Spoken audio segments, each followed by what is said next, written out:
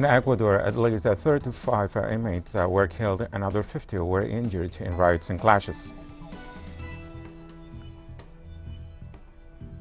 Russian President Vladimir Putin and his Turkish counterpart Recep Tayyip Erdogan discussed a range of present geopolitical issues, including military conflicts in the Middle East and Central Asia.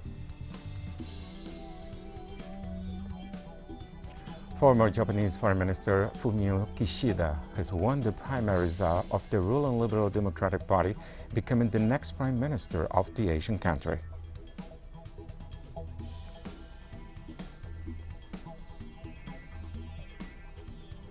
From the headquarters of Telesur English in Havana, Cuba, this is From the South. I am Ray Gomez. We begin in Ecuador, where at least 35 inmates were killed and other 50 were injured in riots and clashes on Tuesday.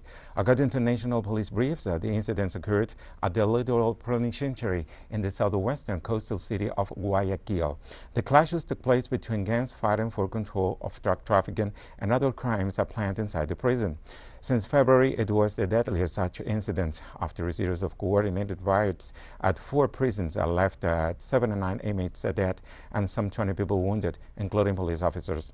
According to the authorities, the inmates used firearms and explosives. They also assured that the situation is under control and calm.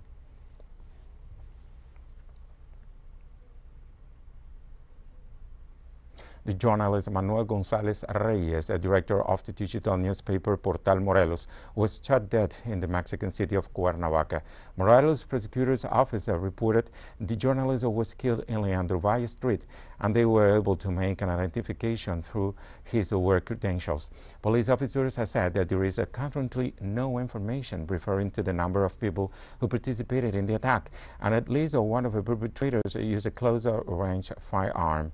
The Interior Ministry stated that in Mexico, at least 68 human rights defenders and 43 journalists have been murdered during the government of President Andrés Manuel López Obrador. Violent attacks against media workers and community servants is a systemic phenomenon in that country.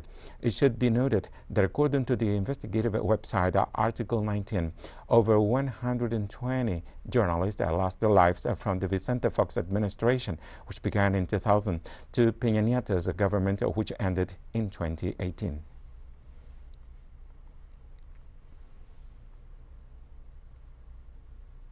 And during his appearance in the Mexican state, the Minister of Foreign Affairs, Marcelo Ebrard, said the country will give refuge to more than 13,000 asylum seekers from Haiti if they request it. The Foreign Minister explained that before 2020, the number of people who requested refuge in Mexico did not exceed 10,000, but in the first half of 2021, over 60,000 were already reached. The diplomat also mentioned that the majority of Haitians come from Brazil and Chile, where they had the status of refugees and are now heading to the United States. In addition, Ebrard announced that another caravan could come from Central America. In order to find a common solution, Mexico established a dialogue with the foreign ministers of Panama, Colombia, Costa Rica, Honduras, El Salvador, and Guatemala.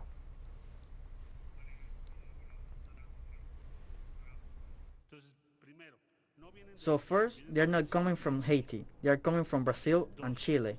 Second, they are now heading to the United States due to a misinterpretation of an announcement by the U.S. government.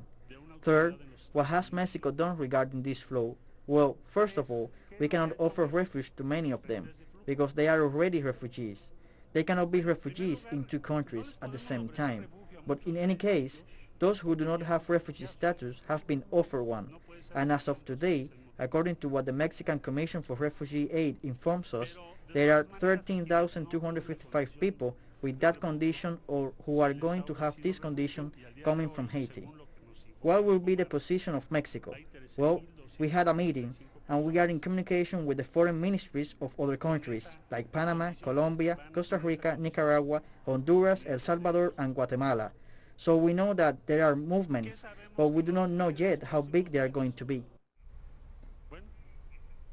3 dead bodies of asylum seekers have been found near the remote community in the Panamanian jungle close to the border with Colombia. According to the Durian Province Prosecutor's Office, the bodies were found near the Turquesa River, where 9 days ago authorities recovered 9 dead bodies, including a child. Government officials believed that rains on the river produced high waters that swept people away. The prosecutor's office said in a statement that the recovered bodies did not have identification documents. It added that so far this year, the bodies of 41 people had been found along rivers in the jungle, spanning the dangerous Darien Gap that connects Colombia and Panama.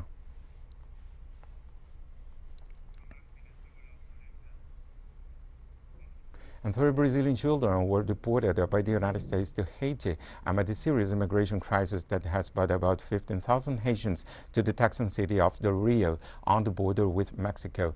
The information was provided by the International Organization for Migration, part of the United Nations systems dedicated to monitoring the flow of migration around the world. Most Brazilian children are up to 3 years old and are accompanied by their parents from Haiti, who made the journey with them from Brazil and across South and Central America until they reached the border between Mexico and the United States a week later. Since the crisis broke out, about 3,000 people have already taken U.S. flights to the Haitian capital, Port-au-Prince.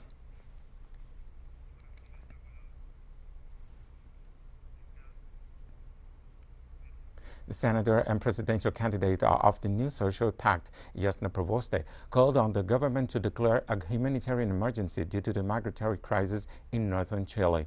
The Senate held a special session to address the deplorable events in Iquique, which affected a group of asylum seekers and refugees from Venezuela. Senators agreed the violent acts were not consistent with the spirit of solidarity the people and government of Chile have historically demonstrated, and although isolated and unrepresentative, these acts of hatred, intolerance, and xenophobia were extremely worrying. Legislators also stated the media and social networks must report the facts in an impartial and responsible way, avoiding exacerbating discriminatory attitudes and actions against refugees and people who arrive from other countries.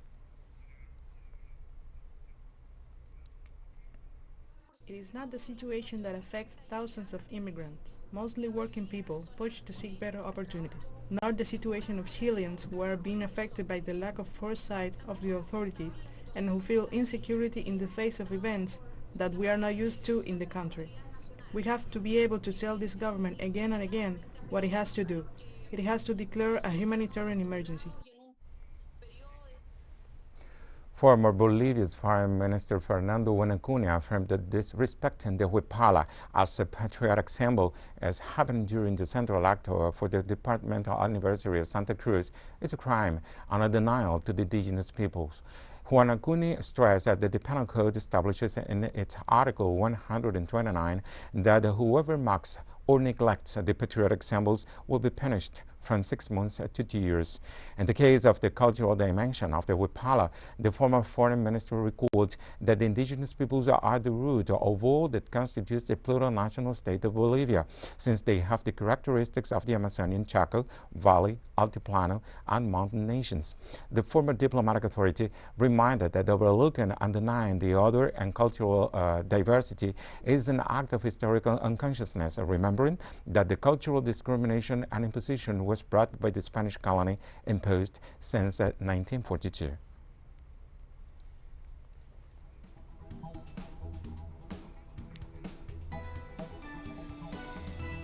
For 1092, that's right. We'll be right back after this very short break, so don't go away.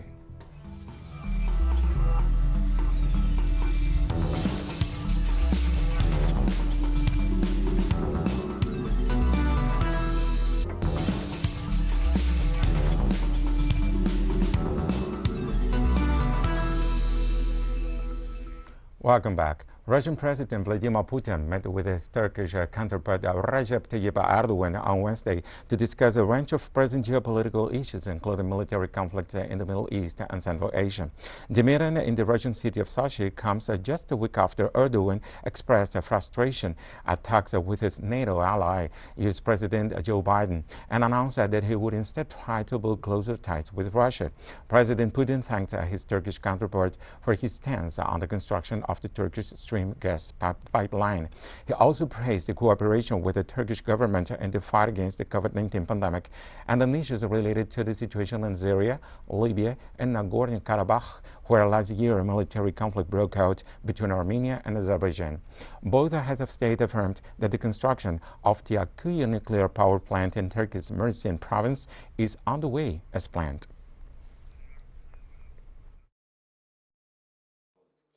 Negotiations are sometimes difficult, but with a positive final result.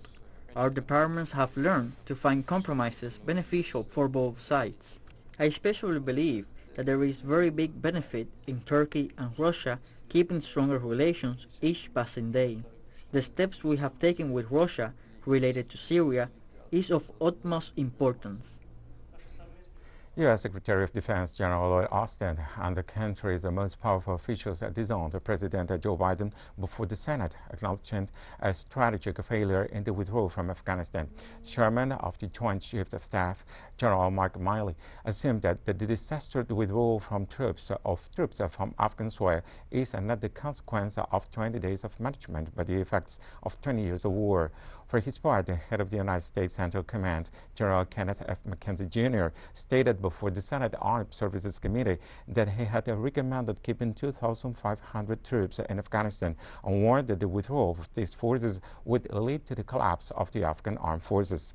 Defense Secretary Lloyd Austin insisted that the withdrawal was not perfect, although he pondered that it was the largest airlift ever carried out by that country, while acknowledging the general failure in the Asian nation.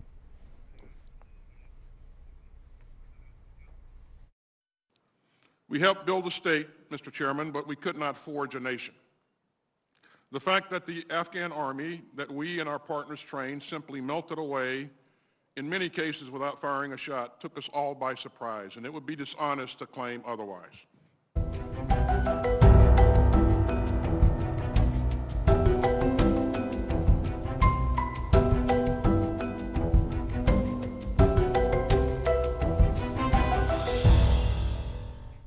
We now update the information from the Spanish island of La Palma, as the constant activity of the Cumbre Vieja volcano has forced the council to ask the residents of some areas of the island to stay home. The residents of Tazacorte must remain confined to the residence, and those who were evacuated are not allowed to return after the lava from the volcano reached the sea during the night. The lava flow has destroyed over 650 houses in its transit to the seashore, and although it has caused tremendous damage, the president of the Canary Islands, Angel Victor Torres, affirmed that the lava has already formed its way out to the sea. Given the situation, the Spanish government spokeswoman and Minister of Territorial Policy, Isabel Rodriguez, assured that the government will provide 107 houses for those affected by the volcano.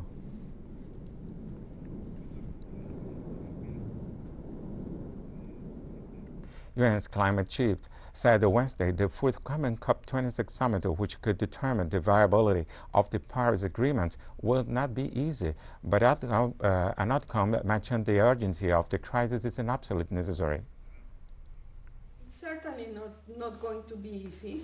It's never easy, by the way, in the COP processes. But I think that at this moment in time, it is really an absolute necessity that we can come out of the conference and present to the world a message of hope, a message of clarity on where we are going and how we are going to move going forward. We stay in Italy this Wednesday. Extinction Rebellion activists stage sit-ins in the front of different media headquarters in Milan, aiming to bring attention to the way climate change is covered.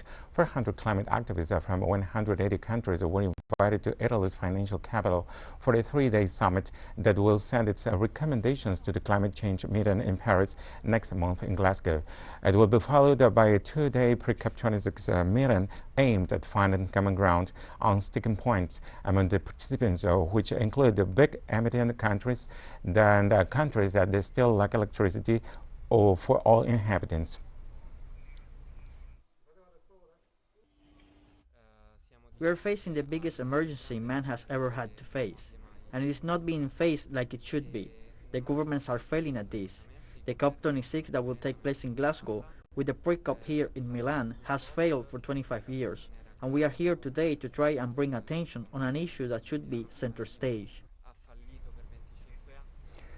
In a video message from the Youth for Climate event in Milan, Pope Francis praised climate activists for their fight for the environment.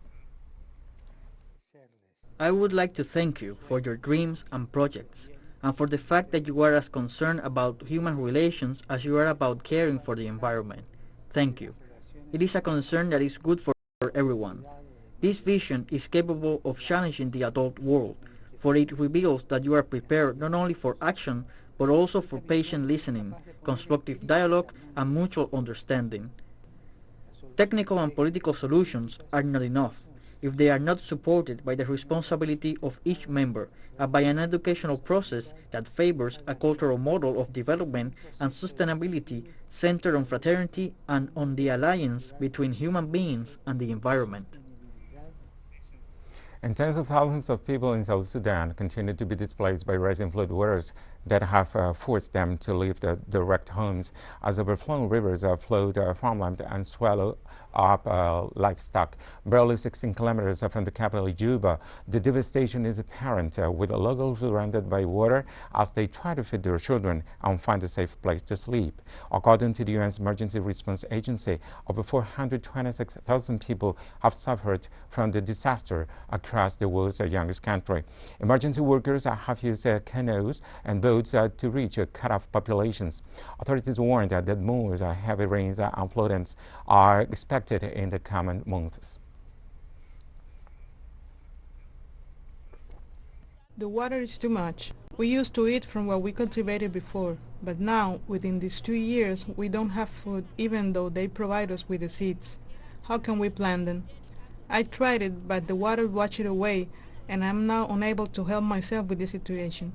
And my population, it is around 9,015, but almost, when I say that, it is maybe 7,000. 70,000 people was being affected from the river Nile up to western sides. These my people. It's already damaged. Even though the houses is more than 200 houses was being fall down in my area. We have more stories coming up after this final short break.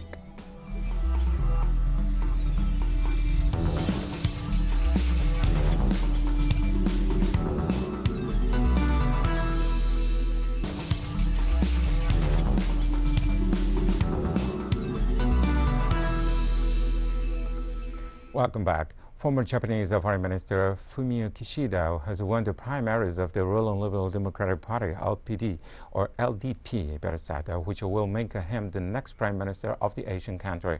Kishida won the 257 votes to the 170 of Taro Kono, who served as Minister for Administrative Reform and Regulatory Reform since 2020. Along with these candidates, former communications ministers Seiko Noda and Sanae Takeishi, who were seeking to become the first woman prime minister in the Asian country, have also run from the election. The Japanese parliament will meet next Monday to elect the new prime minister, with Kishida the virtual winner, as the LPD and its coalition partner Komeito hold the majority in both houses. After his victory, Kishida gave a speech to fellow party members in both houses of parliament, in which he acknowledged that Japan is still facing several crises and vowed to fight the coronavirus pandemic with decision.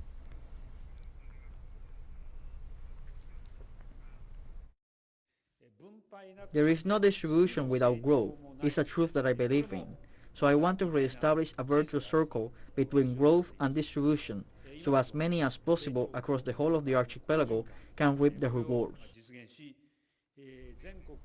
Tokyo residents react after Japan's ruling party elected former Foreign Minister Fumio Kishida its new leader.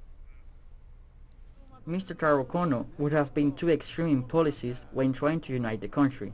We need somebody more moderate. Mr. Fumio Kishida won't be so different in policies from the leaders in the past. I supported Mr. Taro Kono because I expected he would do something more dramatic. Honestly, people around my age want to travel more and want to see the economy recover because salaries have been declining. We want back the lifestyle from before the pandemic, so we want to see policies where we can get PCR tests for free and we can go out to restaurants and bars, for example. I want to see politicians to take more tangible actions. The Chinese foreign minister said on Wednesday that the Asian giant is willing to work with Japan's new ruling team to promote the Sino-Japanese relations in the right direction. We have noticed the result of the election that had just come out. China is willing to work with Japan's new rule scheme to abide by the principles and spirit set out in the 4 political documents, deepen practical cooperation in various fields, and promote the development of Sino-Japanese relations in the right direction. Indonesia's president on Wednesday named geologist Naila Budin as the country's first ever female prime minister designate 2 months after he seized wide-ranging powers. The Indonesian president repeatedly emphasized the historic nature of the nomination of a woman, calling it an honor for the country and a homage to Tunisian women. Budin will be Tunisia's 10th prime minister since 2011. 63-year-old Naila Budin is a former director of Premisi, a higher education reform project, and has held senior positions at Tunisia's higher education ministry. On July 25, Said sacked the government of Hichem Mikike, suspended parliament, lifted FTS immunity, and took over the judiciary after months of political deadlock in the face of present economic crisis and modern coronavirus deaths.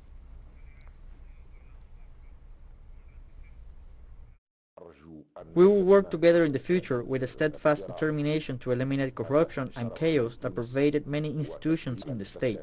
The work must be done fast, and the team that you will head must be homogeneous and working first and foremost on fighting corruption.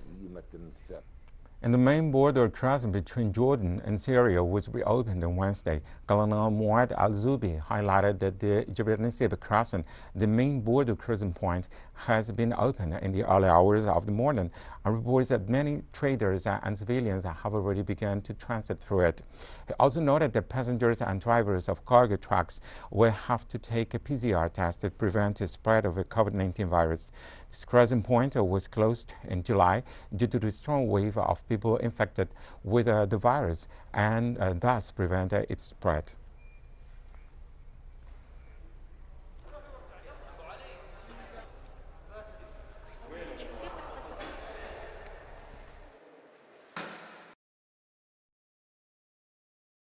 Fine, and will be good for both countries, whether it was for the trade or the economy, as well as the medical and tourism sectors. I didn't face any difficulties now, but in general there were struggles in getting security permissions and the transporting of goods because the Jordanian side was closed, and maybe the Syrian side as well. I'm not sure exactly which side was shut, but there were difficulties ahead of these new decisions. We've come to the end of this news brief. You can find these and many other stories on our website at Telesur English.